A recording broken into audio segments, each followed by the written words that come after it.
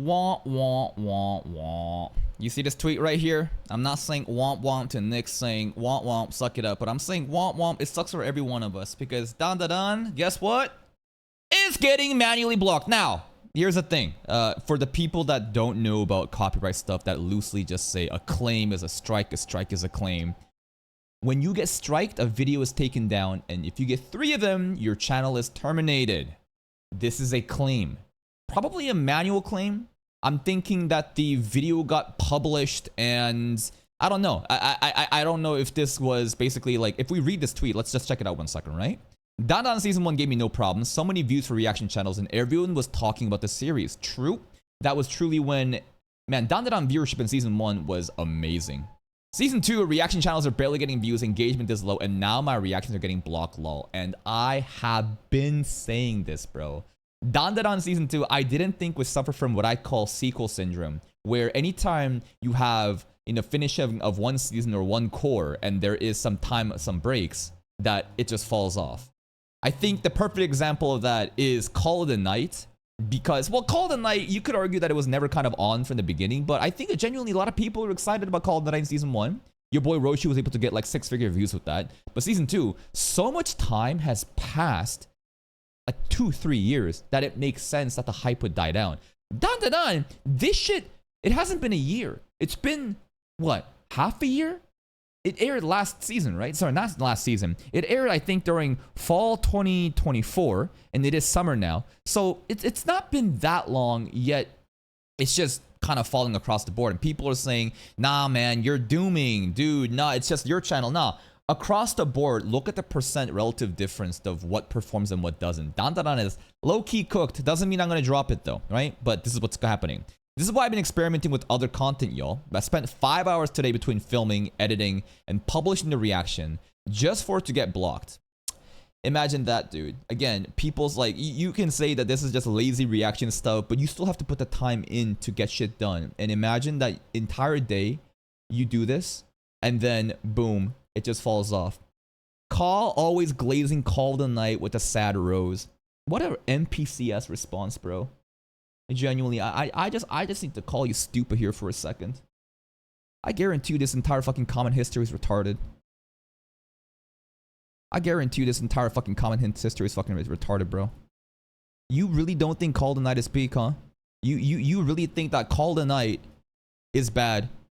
What a fucking retard take. And what an NPC, response. Oh, I see so many people posting the same fucking TikTok emoji and they get a lot of likes. I'm gonna do the same thing. Go get your own fucking critical thinking and think for yourself, bro. Anyways, let's just go back to it. It's just sad because you have to spend so much time into this shit, then you get fucked, and it's just like, who's gonna pay for those bills? I'm not gonna make a whole video about this shit. I will. Also, and before the rats come out and say it's copyrighted content, we all know that that's not why it's happening. Stop watching me in other reaction channels if you feel that way. Well, it is and it isn't, right? What Nick is probably trying to say here is that copyrighted content, people are probably saying these reactions are like illegal. This exists under fair use, is transformative content. When you upload the actual episode of an anime onto YouTube, that is violating copyright laws. You upload a fucking movie, even clips to it, that is violating copyright laws. If you transform the content and give it commentary and reaction, then that is fine. But in the eyes of Japanese corporations, they don't give a fuck. And in the game of YouTube, they're always shoot first and then ask questions after. It doesn't matter if you're operating under legal pretenses. It doesn't matter if we, counter appeal against a copyright strike. Win against it. Because YouTube, again, is just trying to protect themselves first. And listen, I understand why that might be the case, right? So again, it does suck. I feel like these might be kind of like, I don't know. It really depends on the context of, the video itself. Sometimes I have experienced where upon the initial upload of a video, so basically when you upload a video here, right? When you upload a video, you see how it's checking right now? This is the Lord of the Mysteries, light novel history and video that I'm uploading. You see how like it's checking right now? Basically, there's like an automated process before the video goes live where the content ID will kind of parse through your video to make sure it's fine. That's why the video visuals and the audio is edited. Many people don't really understand why on, YouTube reactions, there's like a visual filter and there's like, multiple cuts happening. It's to kind of prevent that, right? But after the video gets published, I also have experienced situations where people will then manually block that video. And at that point, it's just like, well, there's nothing I can do about it, right? So that might be what's happening to him, most likely. Probably because he's the biggest reaction creator covering this series. Like, if you think about the 2B Hero X, right? If you think about 2B Hero X, that was also targeted specifically to, I think, Michelangelo and your boy Roshi, right? This could be the same case happening here. And it's just like, Japan, when they don't want their shows to get free advertisement, it's just so mind-blowing that they're always willing to shoot themselves in the foot.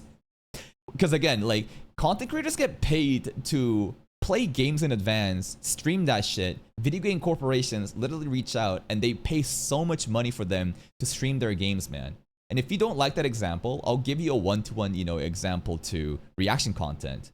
Crunchyroll literally sponsored Giguk and many other streamers, big ones in the OTV circle, like Saikuno, Pokimane, and others, that I think they got sponsored for the Kaiju 8 promotions.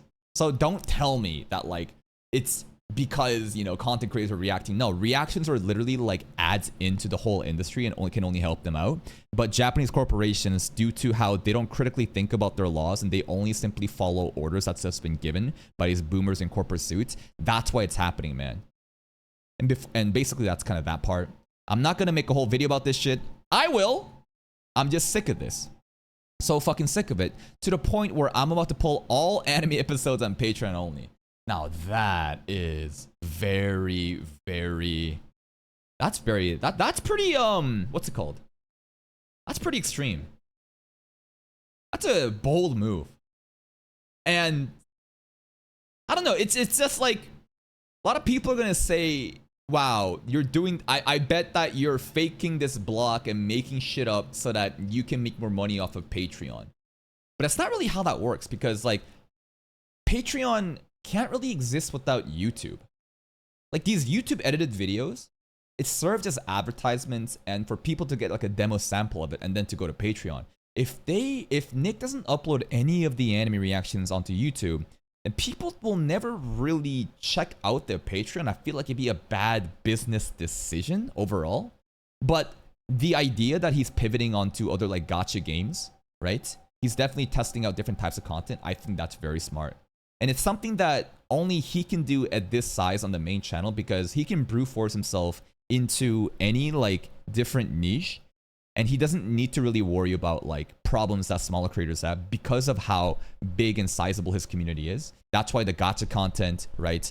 It'll do well. Anyways, that's just kind of what's happening with Down the Dine shit. It's ridiculous because other content creators watch episodes in full without any cuts and barely blur at anything, and it happens while you cut many parts of the episode and get it copyrighted. Well, these type of videos, I think he's talking about the ones where basically there's no audio happening, right? There's a lot of different reaction channels on YouTube. There are ones like us where we blur the visuals and we do multiple cuts so that the entire episode obviously isn't showing up, right? That obviously has to do with fair use and to combat the counter appeal stuff. There's some other channels though that straight up upload their entire reaction, but those videos, they don't have audio, or if there is audio, it's extremely muffled with some sort of like random ass noise in the background to kind of get over the copyright. But anyways, that's kind of what we're comparing. I think a big part of it, also, those channels don't really get big viewership. Many people don't really care. Timer reactions also kind of exist too, but like those reaction channels never get actual big views because it's like, who the fuck wants to watch a timer reaction channel? It's honestly one of the most like infuriating things to like, it's to expect your audience to actually like synchronize. Like the more barrier of entry you add in, the worse it's going to be off. So like any channel that has like no editing, just full reaction, no audio, or like timer reaction, they don't really get any views. And that's why Nick is getting targeted. It has nothing to do with what is like, it has nothing to do with how we are operating like legally, safely under the copyright laws, but more to do with, we don't care. It's just that you're getting a lot of exposure and Japanese corporations don't want that. Therefore, you're getting blocked. I think a big part of it is people claiming the author in anime had pedophilia and shit and other bunch of BS. No, it does not. having the show deal with pedophilia, which is also just an exaggeration, has nothing to do with why Japanese corporations would go out and copyright block it. I've wanted to do so much anime, but I have heard nothing but how bad it is copyright-wise from other people, and that has always puts me off. That's pretty much it, man. I think that, again, this is kind of like a very extreme solution. I think it's smart for him to pivot into different types of content. But, and that's the case with Bunny Girl Senpai, too. Maybe I'll make a different video about this, too. But Bunny Girl Senpai, man, that shit, and what's it called? Dress Up Darling, it's cooked, too. A lot of other people will, what's it called? Have dropped Bunny Girl Senpai due to the copyright strike happening. A lot of other creators like Freshest Anime, Alana Misako, there's like a group chat that we have, we're talking about this stuff, and it's very dangerous territory, so we're not going in there. You should reduce the Patreon price to $2 like GOT Games to see how much subs he have. That is probably one of the worst business decisions you could ever fucking make. And listen, I only have love towards GOT Gaming, but lowering the price is fucking retarded. Why would you do that? People will pay good money for a good service. Never lower the price. Increase the value proposition, and people will simply pay for that price.